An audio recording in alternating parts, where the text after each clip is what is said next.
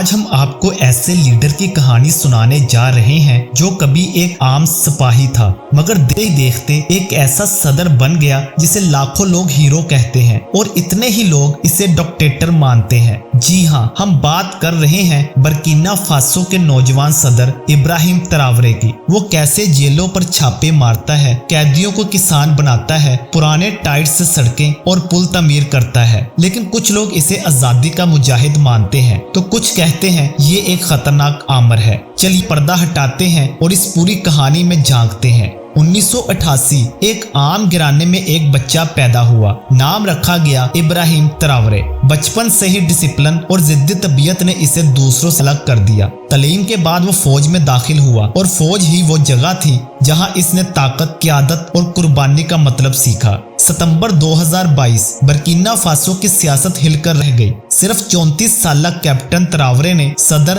دامیبا کو معزول کر دیا۔ لوگ پہلے ہی پرانی حکومت سے تنگ آ چکے تھے تو لاکھوں عوام سڑکوں پر نکلے اور نعرے لگائے، یہ ہے ہمارا ہیرو، یہ ہے ہمارا نجات دہندہ۔ اور یوں ایک سپاہی دنیا کے سب سے کم عمر صدور میں شامل ہو گیا۔ اقتدار میں آتے ہی تراورے نے وہ کام کیا جس کا سوچنا بھی ناممکن لگتا تھا۔ ایک جیل پر دھاوا بول دیا اور کئی ججز کو گرفتار کروا دیا۔ الزام، کرپشن اور انصاف کی خرید و فروخت۔ عوام نے کہا کمال کر دیا، آخر کار انصاف کی جیت ہوئی، لیکن ناقدین چیخ اٹھے، یہ عدلیہ کی آزادی کا قتل ہے۔ یہاں سے شروع ہوئی اس کی ہیرو یا آمر والی بحث۔ پھر تراورے نے ایک اور حیران کن فیصلہ کیا، اس نے قیدیوں کو کھیتوں میں لگا دیا۔ اب وہ محض جیل کی دیواروں میں بند نہیں بلکہ ہل چلا رہے ہیں، ملک کے کھانے میں حصہ ڈال رہے ہیں۔ مگر مخالفین بولے یہ تو جبری مزدوری ہے۔ کچھ ہی دنوں بعد صحافیوں کی گرفتاریاں شروع ہوئیں۔ انسانی حقوق کی تنظیموں نے شور مچایا، یہ آزادی اظہار پر حملہ ہے،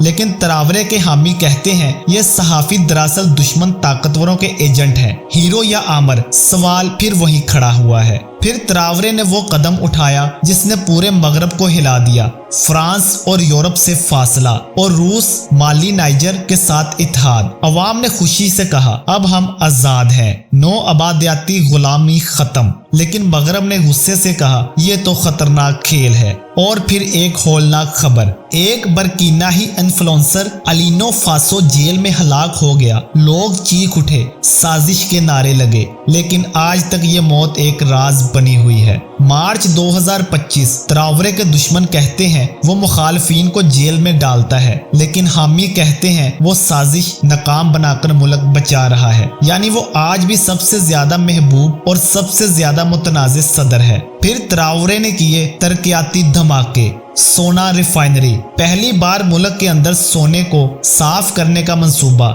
روزانہ 400 کلو سونا تیار۔ ایئرپورٹ اور سولر پاور، ڈونسن ایئرپورٹ اور 25 میگا واٹ شمسی بجلی کا پلانٹ۔ High speed railway, regional connection کے لیے بڑا منصوبہ۔ زرعی انقلاب، ٹماٹر پروسیسنگ پلانٹ، کسانوں کو ٹریکٹر، فوڈ خود کفالت کی پالیسی۔ ثقافتی منصوبے، فلم فیسٹیولز، یہ سب کچھ ایک ہی مقصد کے لیے، برکینا فاسو کو خود کفیل بنانا۔ لیکن کہانی یہی ختم نہیں ہوتی۔ تراورے نے پرانے ٹائر سے سڑکیں اور پل بنوانا شروع کیے۔ سوچئے، وہی پرانے ٹائر جو کچرے میں پڑے تھے اب مضبوط سڑکیں بن گئے۔ غریب دیہاتوں میں یہی ٹیکنالوجی انقلاب لا رہی ہے۔ کرپشن کا دشمن، آزادی کا سپاہی، اور کچھ کہتے ہیں وہ آمر ہے جو آزادی اظہار رائے کو کچل رہا ہے۔ سچ یہ ہے کہ تاریخ فیصلہ کرے گی۔ آپ کے دل میں وہ ہیرو ہے یا آمر؟ کمنٹ میں اپنی رائے لازمی دیجیے گا۔ مزید انفارمیٹیو ویڈیوز کے لیے سبسکرائب